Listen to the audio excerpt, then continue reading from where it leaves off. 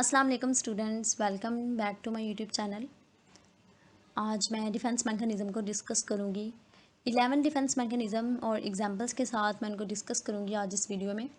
तो सबसे पहले हम ये देख लेते हैं कि डिफेंस मैकेनिज़म्स किसने इंट्रोड्यूस करवाए थे और हम डिफेंस मैकेनिज़म्स क्यों यूज़ करते हैं। तो डिफेंस मैकेनिज़्म का कंसेप्ट इंट्रोड्यूस करवाया था सिगमंड फ्राइड ने, और सिगमंड फ्राइड के बाद उनकी बेटी एना फ्राइड है, उन्होंने इस पर काम किया था। Why we use defense mechanisms, हम डिफेंस मैकेनिज़म्स क्यों यूज़ करते हैं। फ्रॉइड ने 3 कंसेप्ट्स इंट्रोड्यूस करवाए थे, id, ego and super ego. Id base करती है प्लेयर प्रिंसिपल पर, यानी कि ईड की ईड जो भी चाहती है, फ़र्द जो भी चाह रहा होता है वो चाहता है कि उसे फ़ौरन मिल जाए। जैसे कि अगर किसी को भूख लगी है तो वो चाहता है कि उसे फ़ौरन खाना मिल जाए, चाहे वो चोरी करके खाना हो, चाहे वो नाजायज़ तरीके से खा ले। तो ये ईड क्योंकि प्लेयर प्रिंसिपल पर बेस करती है, इसलिए ये फ़ौरी चाह रही होती है, इसकी ख्वाहिश होती है कि हर चीज़ फ़ौरन उसे मिल जाए। सुपर ईगो मॉरल प्रिंसिपल पर बेस करती है। सुपर ईगो कहती है कि नहीं जी, चोरी करके नहीं खाना चाहिए, हलाल तरीके से रोज़ी कमानी चाहिए, हराम तरीके से रोज़ी नहीं कमानी चाहिए, हलाल तरीके से खाना चाहिए। चोरी करना बहुत बुरी बात है। तो ईड और सुपर ईगो के दरमियान में कन्फ्लिक्ट्स हो गए, ईड और सुपर ईगो के दरमियान में एक कशमकश पैदा हो गई है। ईड अपनी ख्वाहिश फ़ौरन पूरी करना चाहती है और सुपर ईगो से करने नहीं दे रही है, क्योंकि सुपर ईगो मॉरल प्रिंसिपल पर बेस करती है। तो यहाँ पर क्या होगा, फ़र्द को एंग्जाइटी होगी और फ़र्द को टेंशन होगी। तो इस एंग्जाइटी और टेंशन को ख़त्म करने के लिए ईगो ईगो काम करेगी। ईगो क्योंकि रियलिटी प्रिंसिपल पर बेस करती है, तो ईगो दरमियानी रास्ता इख्तियार करेगी। तो यहाँ पर ईगो ने डिफेंस मैकेनिज़म्स को अब यूज़ करना है। हम अपनी एंग्जाइटी की फ़ीलिंग्स को, अपने गिल्ट की फ़ीलिंग्स को कम करने के लिए, इन एंग्जाइटी की फ़ीलिंग्स के से खुद को प्रोटेक्ट करने के लिए डिफेंस मैकेनिज़म्स यूज़ करते हैं। तो ईगो डिफेंस मैकेनिज़म्स को यूज़ करती है ताकि कन्फ्लिक्ट्स को रिजॉल्व किया जा सके। अब 11 डिफेंस मैकेनिज़म्स मैं यहाँ पर डिस्कस करूँगी, वन बाय वन मैं इनको डिस्कस करती हूँ। First is sublimation. सब्लिमेशन ये होता है कि अगर फ़र्द का बिहेवियर बहुत अनएक्सेप्टेबल है, सोसाइटी में वो परफॉर्म नहीं कर सकता, कोई अनएक्सेप्टेबल बिहेवियर या अनएक्सेप्टेबल इमोशंस हैं, तो फ़र्द उसको सोशली अप्रोप्रिएट बिहेवियर के साथ मॉडिफाई करता है। जैसे अगर कोई फ्रस्ट्रेटेड है, उसने अपनी फ्रस्ट्रेशन को रिलीज़ करना है, तो वो किसी को मारने की बजाय बॉक्सिंग कर सकता है, क्योंकि किसी को मारना सोसाइटी में अच्छा नहीं समझा जाता। तो वो अपनी फ्रस्ट्रेशन को पूरा करने के लिए वो काम करेगा जो कि माहौल में एक्सेप्टेबल है। जैसे बॉक्सिंग करना माहौल में अच्छा समझा जाता है, जबकि बिला वजह किसी को मारना नापसंद किया जाता है। तो इस तरह सब्लिमेशन होता है, ये एक हेल्दी डिफेंस मैकेनिज़्म है, और इसमें फ़र्द अपने इनअप्रोप्रिएट बिहेवियर को, अनहेल्दी इमोशंस को और अनहेल्दी बिहेवियर को एक्सप्रेस करता ज़रूर है, लेकिन किस तरह से, उस तरीके से जो माहौल में एक्सेप्टेबल हो, जो सोशली, जो समाजी तौर पर अच्छा समझा जाए। तो स्पोर्ट्स के ज़रिए लोग अपना कैथारसिस करते हैं, अपने एग्रेशन को रिलीज़ करते हैं, तो ये सब्लिमेशन को यूज़ करते हैं। सेकंड डिफेंस मैकेनिज़्म डिस्प्लेसमेंट है।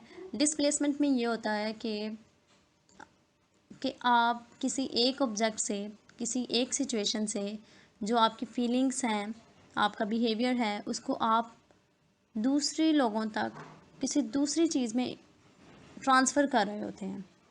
आप अपने नेगेटिव इमोशन को ट्रांसफ़र करते हैं। जैसे कि अगर आपको बॉस के सामने गुस्सा है, या बॉस ने आप पर गुस्सा किया है, आपकी सुपरवाइज़र ने आपको डांटा है, तो आप अपने गुस्से का इजहार नहीं कर सकते, क्योंकि वो बहुत पावरफुल हैं।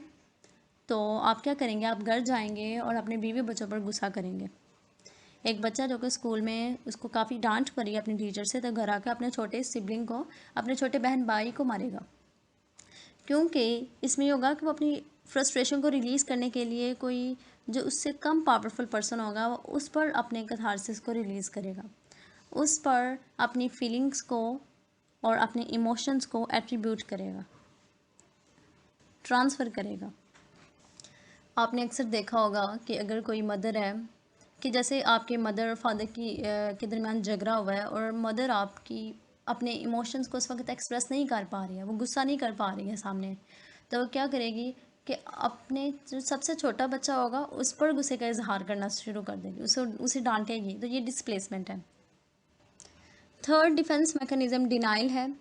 डिनाइल में ये होता है कि बहुत स्ट्रेसफुल सिचुएशन है, बहुत मुश्किल सिचुएशन है, और फ़र्द उसे एक्सेप्ट नहीं करता, फ़र्द रियलिटी को एक्सेप्ट नहीं करता, उसे डिनाई करता है, क्योंकि उससे हैंडल नहीं किया जा रहा और उसके लिए बहुत शॉकिंग न्यूज़ होती है, बहुत स्ट्रेसफुल सिचुएशन होती है, इसलिए फ़र्द एक्सेप्ट नहीं करता, इसलिए फ़र्द डिनाई करता है। और ये ज़्यादातर ड्रग यूज़ के पेशेंट्स करते हैं, और वो ये कहते हैं कि ड्रग से उनकी लाइफ फंक्शनिंग इम्पेक्ट नहीं हो रही है, ड्रग से उनकी लाइफ को कोई नुकसान नहीं हो रहा, उनकी हेल्थ बहुत अच्छी है, एवरीथिंग इज़ गोइंग वेल। अच्छा, आप देखेंगे साइकेट्री वार्ड में जब पेशेंट्स आएंगे तो उनमें से कुछ पेशेंट ऐसे भी होंगे जो कहेंगे कि मुझे कोई प्रॉब्लम नहीं है, मैं बिल्कुल ठीक हूँ, I have no issue, I have no problem and I don't need to talk with you. मेरी फैमिली चाहती है, मेरी फैमिली मुझे लेकर आई, मुझे कोई प्रॉब्लम नहीं है। तो ये डिनाइल है कि वो डिनाई कर रहे हैं अपनी प्रॉब्लम से। इसके अलावा जैसे कोई लड़की है और उसके हस्बैंड की डेथ हो जाती है हार्ट अटैक से, वो काम पर है और उससे घर बैठे फ़ोन आता है कि आपके हस्बैंड की डेथ हो गई है, उनको हार्ट अटैक आया था। तो यहाँ पर उसका ये रिएक्शन होगा कि नहीं, उनकी हेल्थ बहुत अच्छी थी, उनकी डेथ नहीं हुई है, डॉक्टर्स को कन्फ्यूजन हुई है, तो वो डिनाई कर रही है कि नहीं जी, उनकी तो कोई डेथ नहीं हुई है। तो सबसे पहले कोई भी स्ट्रेसफुल सिचुएशन आती है, फ़र्द उसको इमेजिन नहीं कर रहा होता कि ऐसे हो सकता है, इतनी स्ट्रेसफुल सिचुएशन होती है कि फ़र्द उसे डिनाई कर देता है। Number 4, regression. रेग्रेशन में ये होता है, फ़र्द को स्ट्रेस मिला, बहुत स्ट्रेसफुल सिचुएशन थी, फ़र्द से हैंडल नहीं हो पा रही है, तो वो क्या करता है कि अपने टाइम में पीछे जाता है। अगर कोई अडल्ट है तो वो एक बच्चे की तरह बिहेव करेगा, वो अपनी डेवलपमेंट के अर्ली फेजेस में चला जाएगा। आपने अक्सर देखा होगा कि न्यू बॉर्न सिबलिंग के आने पर एक 5-6 साल का बच्चा अपने मदर्स को तंग करना शुरू कर देता है, वो थंब सकिंग स्टार्ट कर देता है, वो बेड वेटिंग स्टार्ट कर देता है। तो उससे भी ये स्ट्रेस हैंडल नहीं हो पा रहा होता, उसके लिए ये स्ट्रेस है ना कि सारी अटेंशन अब छोटे बच्चे को दी जा रही है, इसलिए वो छोटे बच्चे की तरह बिहेव करेगा और अपनी डेवलपमेंट के अर्ली फेजेस में चला जाएगा। रेग्रेशन है। 5th नंबर पर रेप्रेशन है। रेप्रेशन में ये होता है कि फ़र्द अनकॉन्शियसली, फ़र्द को नहीं पता होता, ऑटोमेटिक होता है उसके साथ, वो अपनी फीलिंग्स को और अपने इमोशंस को ब्लॉक कर देता है, कहीं दबा देता है।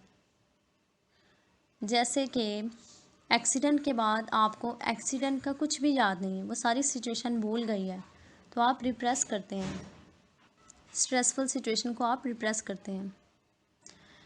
एक एग्ज़ाम्पल है कि एक छोटा बच्चा था और वो पार्क में खेल रहा था, तो पार्क में खेलते खेलते एक डॉग ने उसे बाइट किया।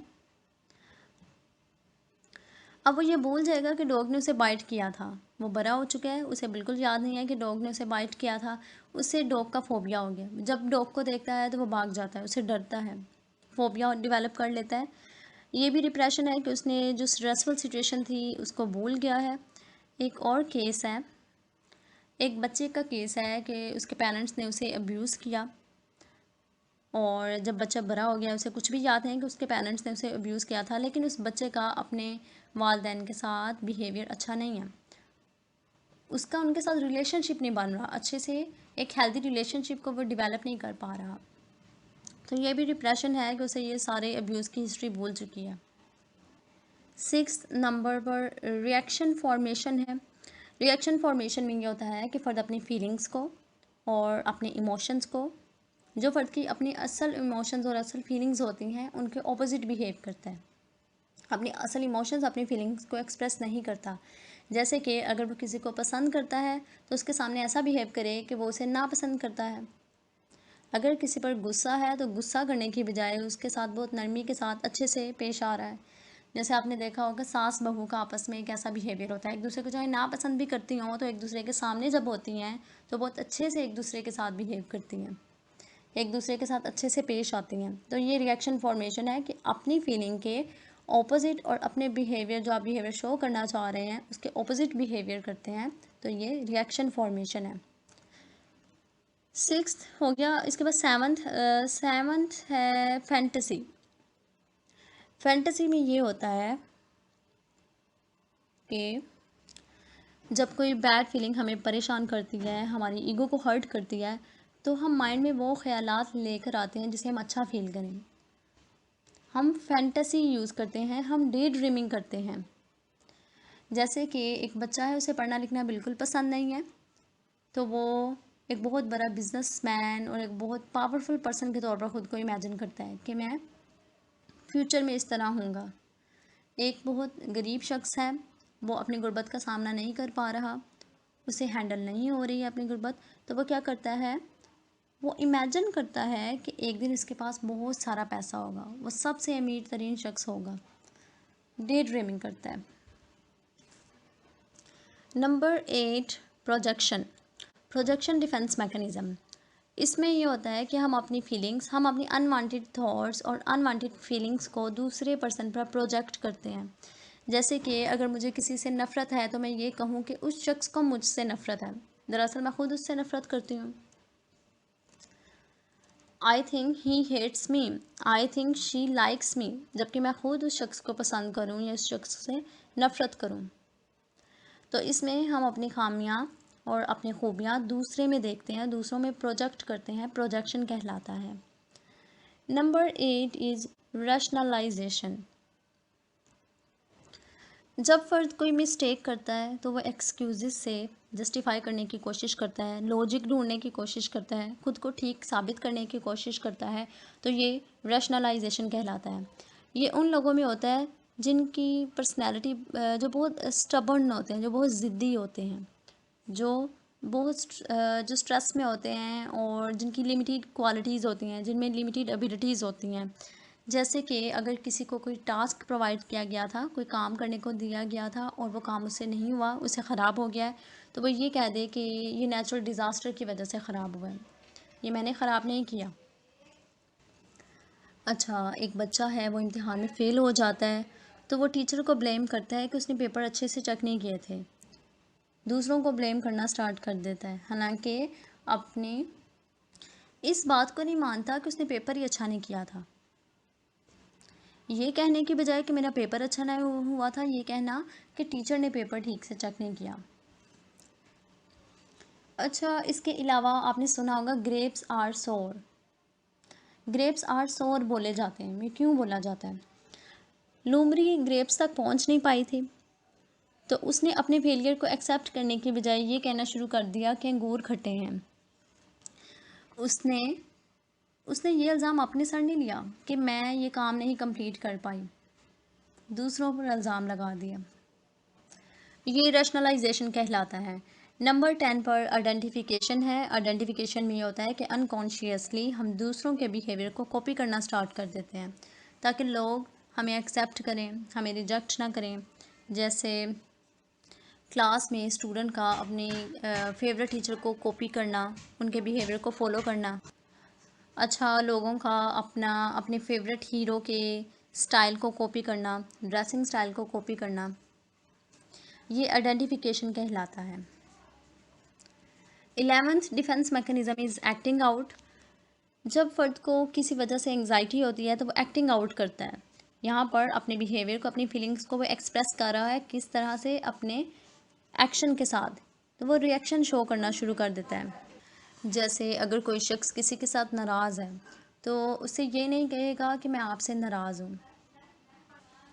अच्छा, आपने देखा होगा कि हस्बैंड वाइफ की लड़ाई होती है तो वाइफ क्या करती है, हस्बैंड पर गुस्सा करने की बजाय ऐसा बिहेवियर करती है कि उसको ये पता चले कि मैं गुस्से में हूँ। चीज़ों का उठा कर फेंकना, दरवाजे को ज़ोर से बंद करना, ये एक्टिंग आउट कहलाता है। तो अपने बिहेवियर से ही अपने गुस्से को शो करना चाह रही है। तो ये 11 डिफेंस मैकेनिज़्म मैंने एक्सप्लेन किए। Hope you like this video. If you like it and subscribe my channel. Allah Hafiz.